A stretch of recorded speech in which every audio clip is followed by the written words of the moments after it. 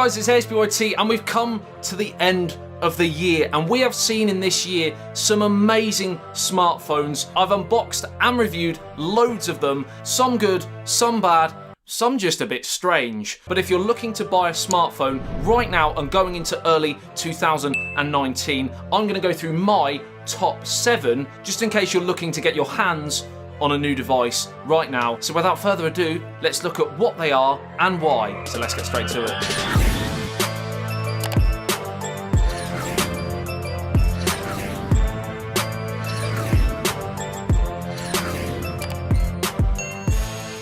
Now, because I have reviewed all of these in great detail, I'm not going to be spending too long on each. I'm going to be trying to do this as quick as possible so that you guys can just get a rough overview. If you want more detail, the videos are on the channel already. Now, I will leave links to all of these products in the video description below, so if you are interested in going through and getting more information or indeed purchasing them after watching this video, you can go and do that. Firstly, because it is the holiday season, I am going to be giving away a Lenovo Z5 Pro smartphone. I will be running the giveaway over on my Instagram account, ASB_YT. All the information will be left over there. So good luck and happy holidays if you are celebrating. So starting with the first smartphone, we have here, in my opinion, the best sub $200 phone. And that is, of course, the Xiaomi Mi A2. Now, the reason why I love this phone is because it's stock Android. It's part of the Android One program. It's got a pretty great camera, again, for the price. This variant's got 4GB of RAM, 64GB of storage, 5.99-inch Full HD display, Snapdragon 660 SoC, so while it's not the 800 series, it certainly is still a very, very good mid-range piece of kit. This phone also has the most clicky buttons, in my opinion, on the market. The best buttons of 2018 on a smartphone goes to the Xiaomi Mi A2, period, hands down, and that's a fact. The two sort of main potential downsides for me personally are the 3010 mAh battery capacity and no headphone jack. But if those two things bother you, then possibly go for the Mi A2 Lite, which has a 4000 mAh battery capacity and a headphone jack. Pros and cons to both of them. I just wish Xiaomi had put both of them together. We can't have everything. And when you take all of that into account, for £169 currently, that'll vary, but currently, I think it's a great phone. Okay, number 2. We've gone from one that possibly some of you haven't heard of. Now we've gone on to a real mainstream big hitter. We're of course talking about the Samsung Note 9. Now, I've done a couple of videos on this before, and my main overall impression of the Samsung Note 9 is it is currently probably, barring one thing which we'll get to, the best Android phone on the market for all features. If you want to take everything into account and you want to jam-pack a phone with features, the Samsung Note 9 is the one. In my opinion, best display on the market, great battery, 4000 mAh, the S Pen, very premium, great build quality. You can also get a terabyte of storage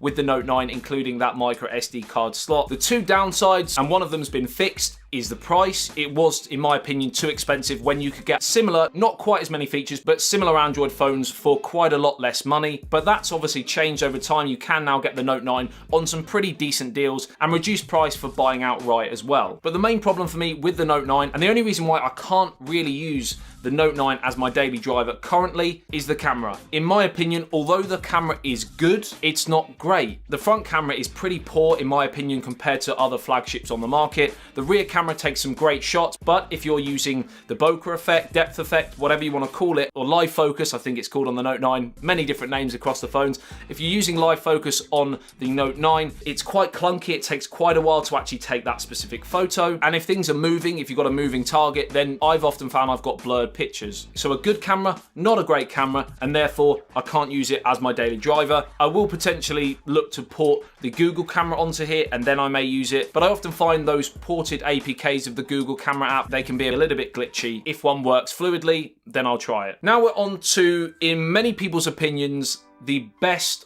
all-round phone when you take into account money and you take into account features, and that's of course the OnePlus 6T. Now, this is the next iteration of the OnePlus 6. I could put the OnePlus 6 in here as well. They are very similar. You have the advantage of this, of the in-display fingerprint sensor if you want that, and the smaller notch, but you have the headphone jack on the OnePlus 6, so it depends on what's important to you. Very good Full HD Plus display, great build quality, very premium, great clicky buttons. Now, I've actually got the McLaren edition here. I was actually lucky enough to go down to the McLaren Technology Center to unbox this beautiful device. You can see that unboxing video again in the video description. Great day out, Great phone, $499 the original OnePlus 6 retails for, so it is slap bang in that sort of mid-range price bracket, but it has a Snapdragon 845. This one has 10 gigabytes of RAM, which is a bit overkill, but the other variants have 6 gigabytes and 8 gigabytes. Storage options, 128 and 256 gigabytes, so plenty of storage on a smartphone. Yes, it doesn't have micro SD card expansion. OnePlus will tell you it's to kind of optimize the speed of the device, because certain micro SD cards, especially if they are poor quality ones, can often have detrimental effects to the performance of a smartphone, and that's why they tell you they don't do it. Whether you believe that or not is your decision. Again, a pretty great camera, but not the best camera. Like I said, it's a halfway house between getting the most out of a smartphone and getting the best price. And there's another one similar, which we'll get to. Right, so briefly with the OnePlus 6T, we talked about good value for money.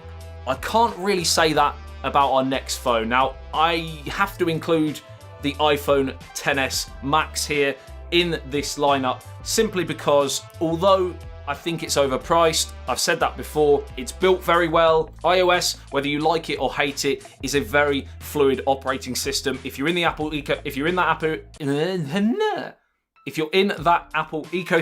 it's very difficult to get out of, because all of your devices are synced up and it works very, very well. And that is often the main reason why people stick to iPhones, because they're Mac users, because they have a HomePod, because, you know, all of these things that keep them in that ecosystem, and they're all good products on their own, but when you put everything together, it does make life easier. Notch aside, it's a great display made by Samsung. Storage options, it starts at 64 gigabytes and goes up to 512. There isn't a micro SD card slot though, so again, that might be a factor for you. Now, the reason why I'm talking about the XS Max and not the XS and not the XR is because personally, I'm a big phone kind of guy, so I would prefer the Max over the original. And yes, the XR is probably better value for money. If you've got the money to spend big on a phone, I would personally go with the best. And currently the XS is, although only minor, it is better than the XR. Now, the A12 chip inside the new iPhones, XS, XS Max and XR, is the fastest currently on the market. Obviously, next year when we start seeing the Snapdragon 855, and also the Kirin 980, which has dropped already this year, coming close, but I still think in terms of raw performance,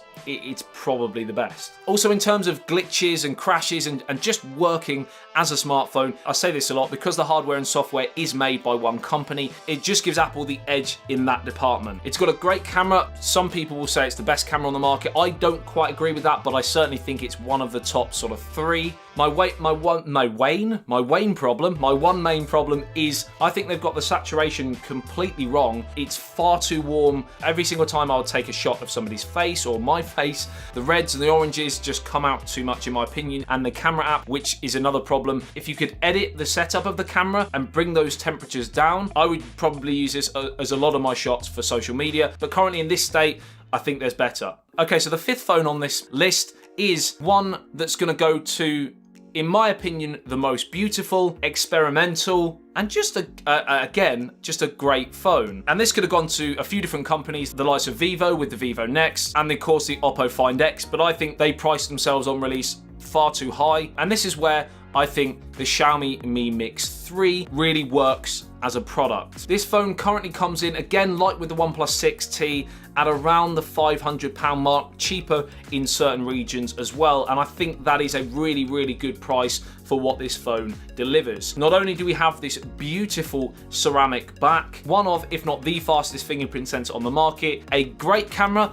again, not the best camera, and we have the fully bezel-less display due to the fact that we have, of course, the slider mechanism. So in there houses the front-facing camera and all of the sensors, etc., which means that, of course, we don't have to see them on the screen. There is no notch, there is no motorized part, which is another reason why, outside of the price, that the Oppo Find X, for example, doesn't make my list, is because I honestly feel that the slider mechanism will probably be more durable than a motorized moving part. It's a lot more solid as well than the Oppo Find X, which has been known to bend break quite easily. Now, the potential downside is battery. It's 3200 mAh, which, while I feel, like I said in my review, it outperforms that tag due to its optimization, it's still not quite as good as the Samsung Note 9, the OnePlus 6T, as an example. Another possible downside is it's quite a heavy phone due to that ceramic, so if you want a light phone, then don't get this. possible beautify problems in terms of it smoothing out the face, for example, on selfies. You can tone it down a bit, but it's still a bit present in the software. Not something that would stop me buying it, but just, again, something to note. And all in all, again, another brilliant smartphone that's been made this year. So we have 2 left, actually 8, because there's a bonus one as well. Next up, we have, in my opinion, and this will vary, and DxOMark won't tell you this, I still think currently what Google have done with the software makes this one of probably the top 2 smartphone cameras